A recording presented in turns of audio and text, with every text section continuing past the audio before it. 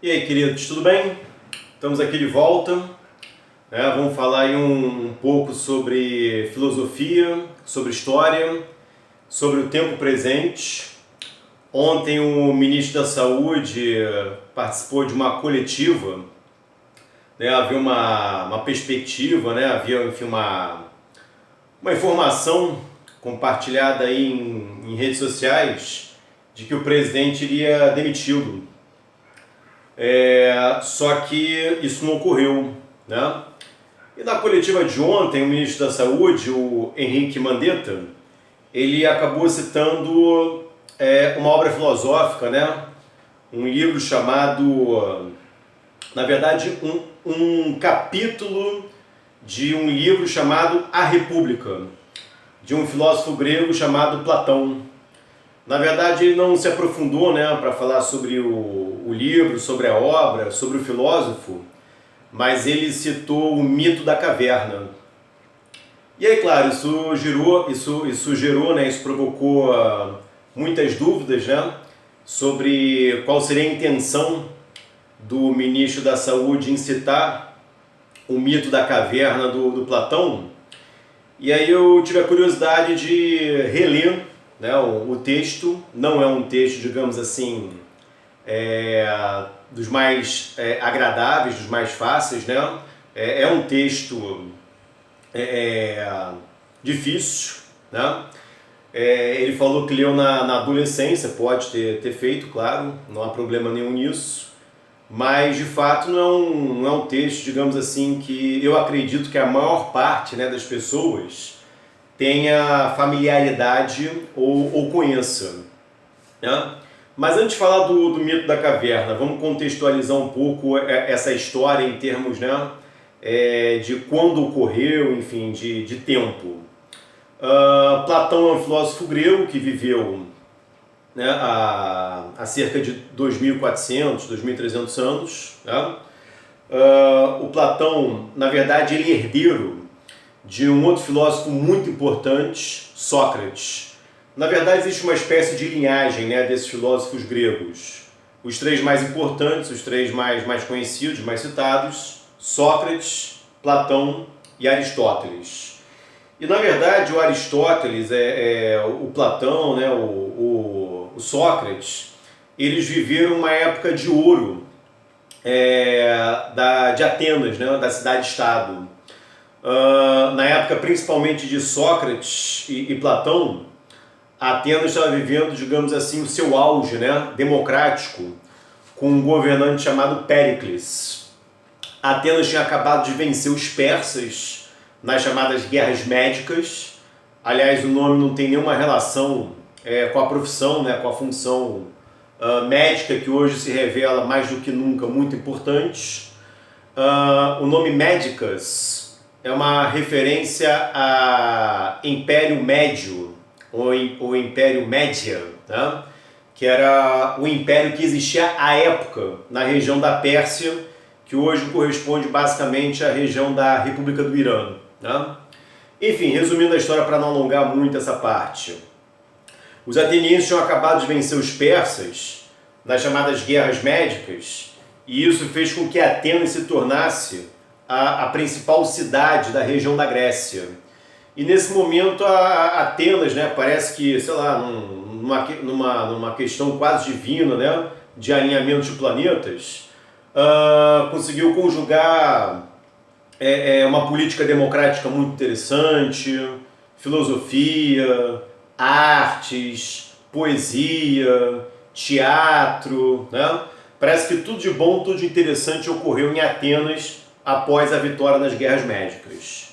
Mas enfim, o que seria o mito da caverna? Bom, para começo de conversa, a palavra mito, que vem do grego, claro, não poderia deixar de ser, é uma palavra que na verdade tem um sentido de uma fábula, né? De algo inexistente. Então, se alguém é chamado de mito, isso não necessariamente significa que aquela pessoa possa, digamos assim, corresponder a perspectivas reais. Né? Então, o mito, a mitologia é uma coisa que está relacionada aí ao campo das fábulas, das ideias, até mesmo ousaria eu dizer da farsa, né? Mas enfim, o mito da caverna, ele conta, né, ele fala da história de um prisioneiro que estaria, claro, como o próprio nome sugere, né, numa caverna, ou um grupo de prisioneiros. O texto ele não é redigido em prosa, né? O texto é do Platão, como eu já citei, e na verdade é um diálogo, né? É um diálogo socrático. Tudo aquilo que nós sabemos sobre o Sócrates não vem dos seus textos, né? Não há textos escritos por Sócrates, né? Se houve, não sobreviveram ao tempo, não chegaram até nós. O que a gente sabe do Sócrates, principalmente, vem dos escritos do seu discípulo maior Platão.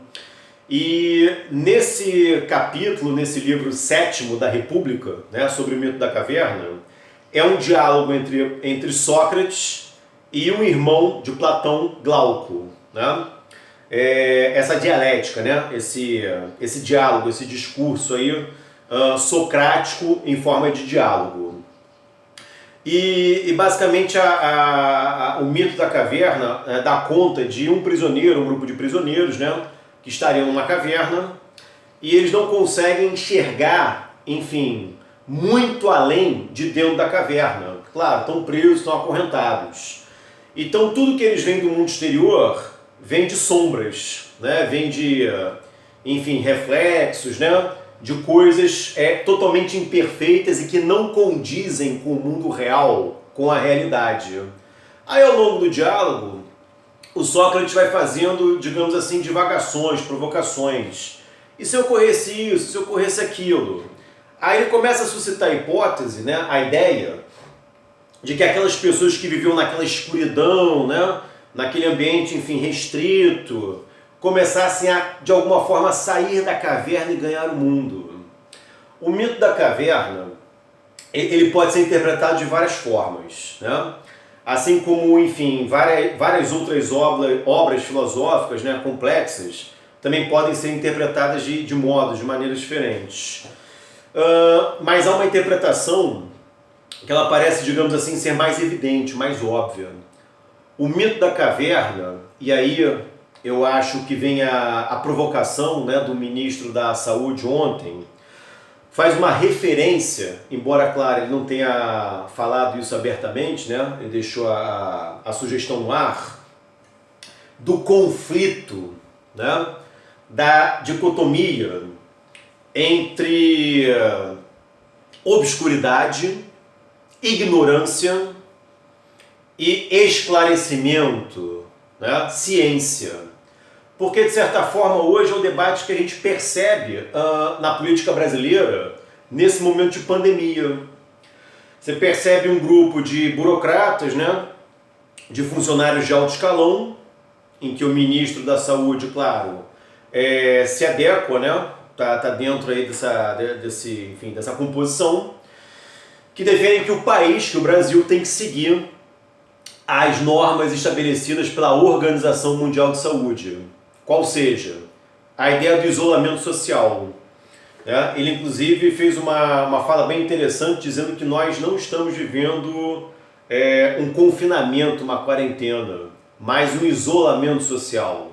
Que o confinamento, a quarentena seriam coisas, enfim, ainda mais rígidas.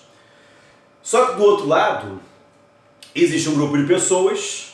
E claro, não é segredo para ninguém, né? Não estou contando, sei lá, nenhuma novidade, não estou inventando a roda, que o presidente da República, né, é protagonista nesse discurso de que a gente não deve seguir, não é necessário seguir os procedimentos sugeridos pela Organização Mundial da Saúde, pelos cientistas, pelos infectologistas, pelos médicos.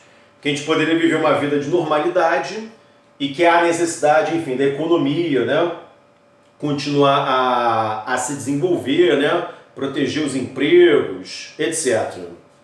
Bom, no mito da caverna, como eu mencionei, há várias interpretações e a obra filosófica, ela de certa forma propõe isso. A filosofia é uma ciência subversiva. A filosofia é uma ciência que tem como objetivo ser questionadora, né? Nos tirar da zona de conforto. Aliás, hoje a gente tem uma análise, né, das ciências muito dividida, né, em compartimentos, em blocos. Isso aqui é história, isso aqui é biologia, isso aqui é matemática. E muitas vezes o diálogo não ocorre entre as disciplinas. Pois é, na época do Platão, na época dos filósofos antigos, vamos dizer assim, não era assim que funcionava.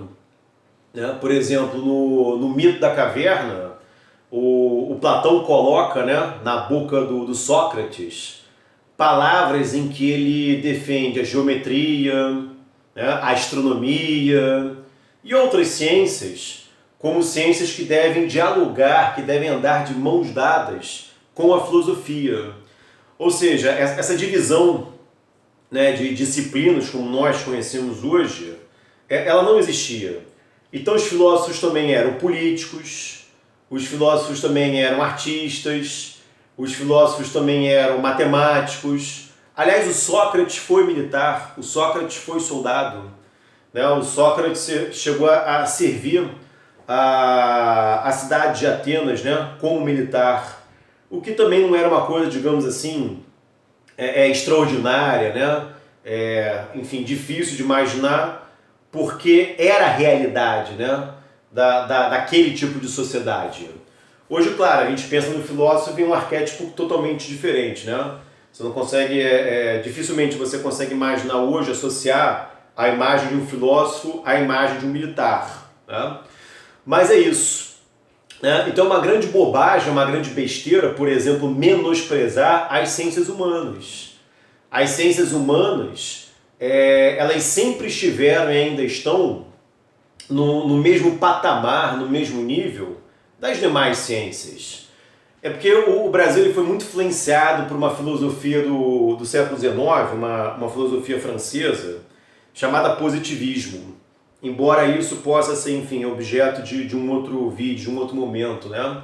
E o positivismo, que influenciou principalmente os meios militares no Brasil, associava a ciência, principalmente as ciências exatas, né? Então, de certa forma, menosprezava as outras ciências que nós conhecemos. Então, certamente, né, houve uma referência no discurso do ministro ao mito da caverna do Platão para fazer uma provocação, né?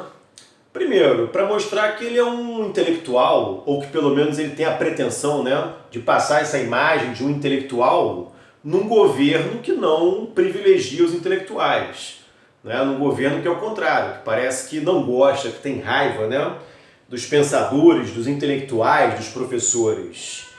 E para fazer certamente uma provocação, né, de que hoje nós vivemos um momento em que ou a gente mantém uma postura científica, uma postura recomendada pela Organização Mundial da Saúde, de que o isolamento social, sim, é necessário, né, para que, enfim, a epidemia, a pandemia não se espalhe ainda mais e não venha colapsar o sistema de saúde e provocar um número maior de mortos entre brasileiros.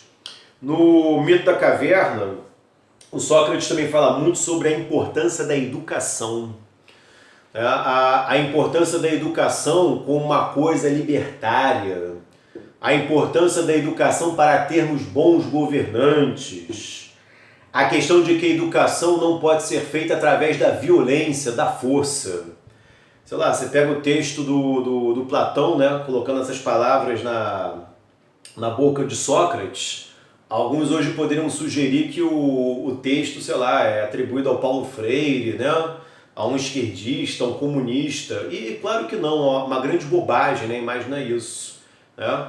É um indivíduo de mente aberta, um indivíduo, né, que procura suscitar a dúvida. De novo, a filosofia é uma ciência que busca, né, o questionamento, procura, enfim, a ideia, né, de discutir, de debater, e debater, discutir é uma coisa muito importante, né? Claro, sempre num ambiente aí democrático e saudável. E é isso, tá? Eu espero que eu tenha ajudado a esclarecer um pouquinho mais